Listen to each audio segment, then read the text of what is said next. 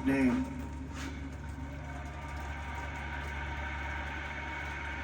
And I have a feeling it's going to be bigger and better than ever before. Does that make sense? It's going to be bigger and better than ever before. Look at what's happening. 12 years ago, Charlie walked onto his first college campus, the very liberal University of Wisconsin at Madison. He set up a card table and put up a sign with 3 words: "Big government sucks." Could you believe that? That's Charlie. That day, Charlie talked to every student who approached him, most of whom were probably quite a bit older than he was. Finally, after many hours, he found the first ever turning point chapter leader. His first year out of high school, Charlie traveled 300 days raising money and taking his message to campuses all over the country. He lived out of his parents' basement, and they actually loved having him there. They loved Charlie. Everybody loved Charlie. And on the couches of friends and supporters, he lived off couches for 2 years, 3 years, then life started getting a little bit different, but he was always the same. For 5 years, he refused to take a paycheck, but day after day, he worked from 5 a.m. in the morning till 11 p.m. in the evening, always. His staff remembers that he wore Walmart jeans and t-shirts from the Goodwill store. Remember the Goodwill store? It wasn't easy, but Charlie wasn't in it for money at all, never has been. Money was never his thing. He was always in it for the mission. As he liked to say even back then, we have a country to save. Just what he did. He'd call me all the time, "Sir, we have a country to save." I said, "Charlie, thanks very much for telling me that. I appreciate it." Charlie volunteered for my 2016 campaign and traveled the nation with my son Don and Eric. I got to know him very well and saw immediately that Charlie was actually a master builder of people. It was Charlie who first started organizing young black conservatives hungry for support and leadership. It was Charlie who stood up for persecuted Christians and Jews on college campuses. It was Charlie who helped bring online censorship, free speech, and cancel culture to the fore of our political debate. He was right up there with me.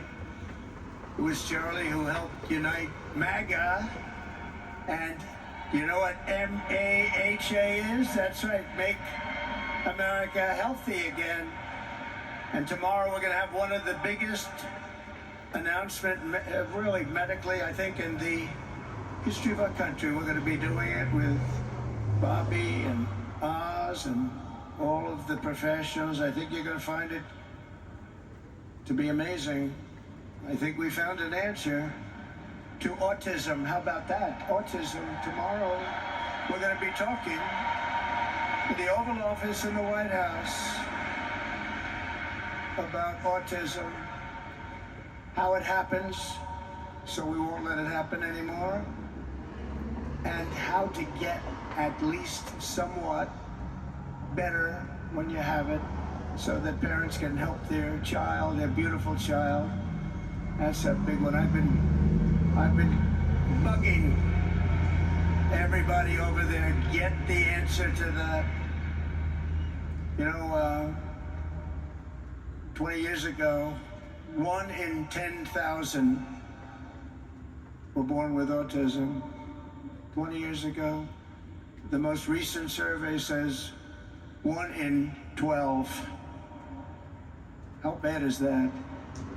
That's for young boys, baby boys, but also girls a little bit better. It's about 1 in 20.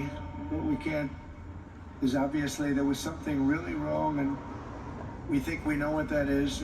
It's going to be, I think it's going to be one of the most important news conferences I'll ever have, and I look so forward to it.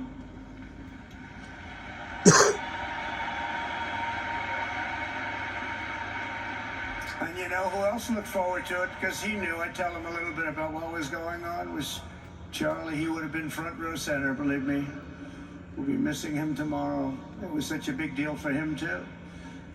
He brought together Donald Trump, Bobby Kennedy, right here in the great state of Arizona 1 year ago. Remember that? What a night, what a day that was. And it was Charlie who was among the first to speak to me about a man from Ohio by the name of J.D. Vance. Have you ever heard of him? He's doing a good job.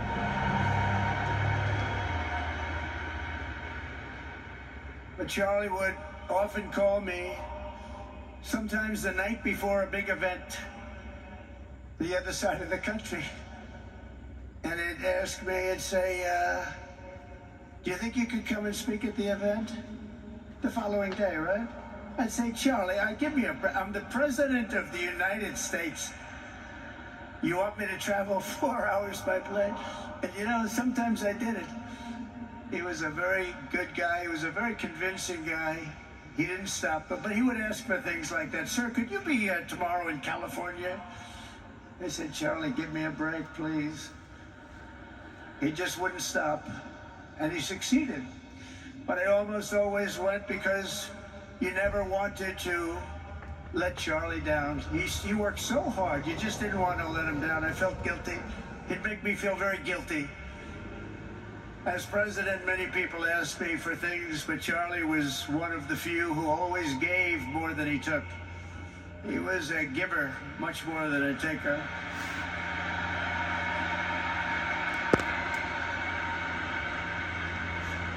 And no matter how big Charlie became, no one was too small for him to notice. He was good to everybody. Didn't matter. Several years ago, a fourth grader asked Charlie to appear on his podcast, which was probably only watched by the parents of that fourth grader. And Charlie, who was actually pretty hot at the time, to be honest, he agreed, and the boy asked for advice. Charlie replied, the left, I call it the radical left. I call it sometimes the radical left lunatics. But Charlie didn't say that, he called it the left. He was probably right, but I can't help it. I can't help it. So he said the left, lunatics, may have all the money in the world, but they could never outwork me. I will wake up as early as I need to about himself. I will stay up as late as I need to, and I will never stop fighting for our country.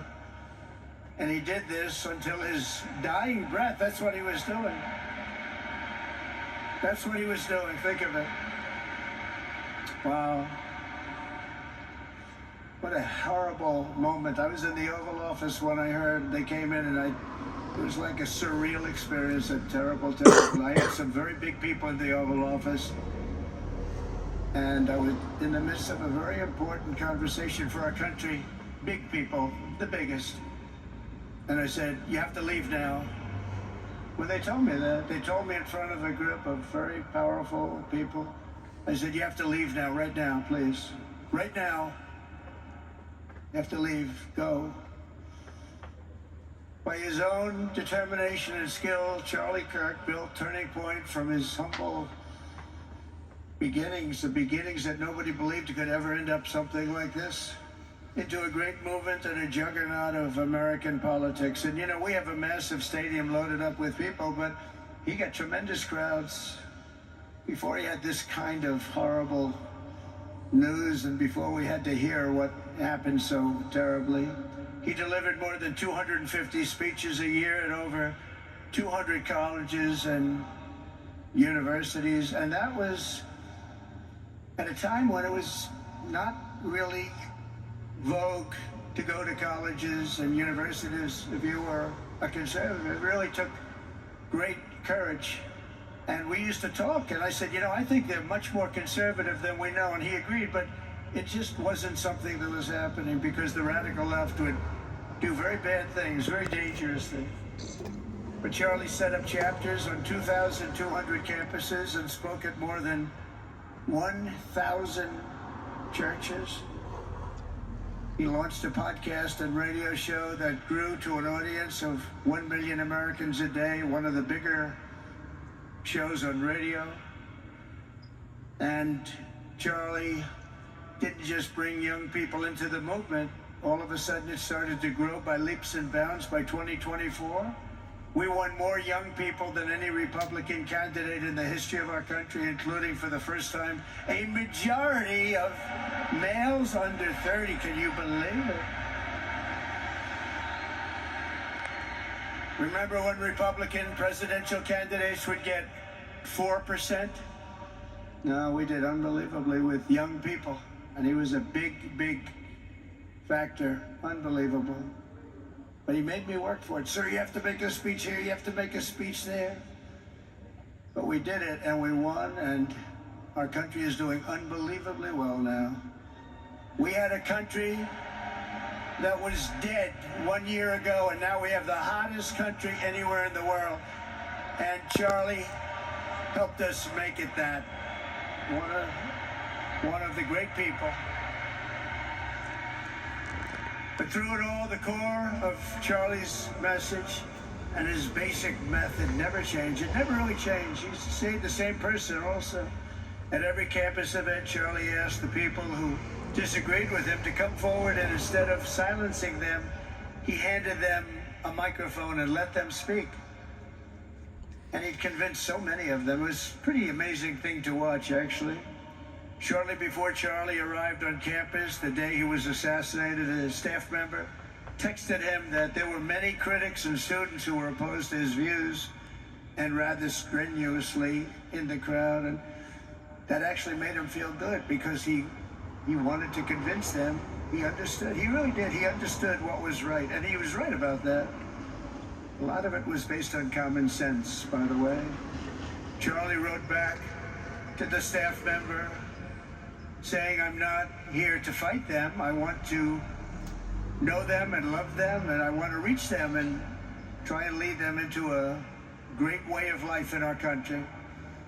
In that private moment on his dying day, we find everything we need to know about who Charlie Kirk truly was. He was a missionary with a noble spirit and a great, great purpose. He did not hate his opponents. He wanted the best for them. That's where I disagreed with Charlie. I hate my opponent, and I don't want the best for them. I'm sorry. I am sorry, Erica. But now Erica can talk to me and the whole group, and maybe they can convince me that that's not right, but I can't stand my opponent.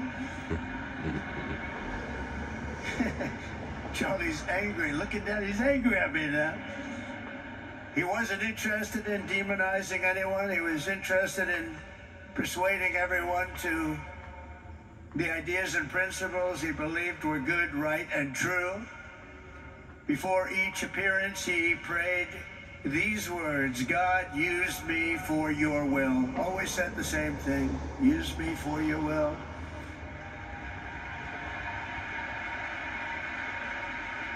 And that is exactly what God did. When you think, that's exactly what he did. The more success Charlie had, and he was getting more and more successful, the more dangerous his mission became. On campuses all over the country, his quest for open dialogue was met with menacing hate. There were bomb threats, pulled fire alarms, and countless rage-filled radicals who tried to shout him down. It was nasty. I used to say, Charlie, this is nasty stuff you're doing. At one event, police had to build barricades to protect students from an angry mob of thugs. Many of these people, by the way, are paid a lot of money to do this. They're agitators. They're paid agitators. Remember that? When you see they all have the same beautifully printed sign, every sign is identical, comes out of a top-level print shop. That's not the signs that are made in somebody's basement.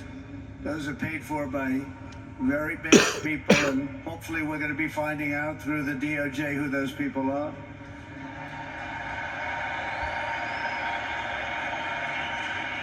At another college, Antifa terrorists shattered windows, threw rocks, and tried to storm the building where Charlie was speaking. It was a really bad one. Often dozens of police officers were needed to prevent left-wing violence. And the violence comes largely from the left. You don't hear that from too many people, do you?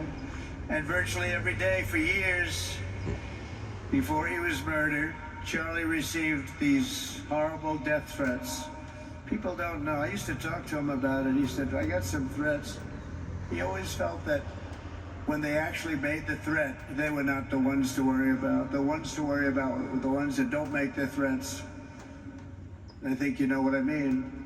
He knew the risk, but he and I shared a certain motto: never back down and never ever surrender. Just don't surrender, never back down. He believed in it so strongly. So strongly. And he's right. He's totally right. The radicals and their allies in the media, sometimes referred to, as my son said, the fake news media, tried to silence Charlie for a simple reason: because he was winning, and he was winning big. He was taking over college campuses, colleges that had, in theory, only very liberal, or as they like to say, progressive. I call them liberal, but they like to call themselves, because such a beautiful word, progressive. They're the opposite of progressive, if you think about it. But they were really nasty, and he would go into these colleges. All of a sudden, within 2 years, 3 years, they turned into bastions of conservatism. It was really quite amazing to see. They lied about him because they did not want you to listen to him or to learn from him, because what he was talking about and even preaching made so much sense. Everywhere he went, he won the debates, he won the hearts, he won the minds, and yes, he won the elections for people. He helped us, he helped other people. We won the biggest election in the history of our country, I believe.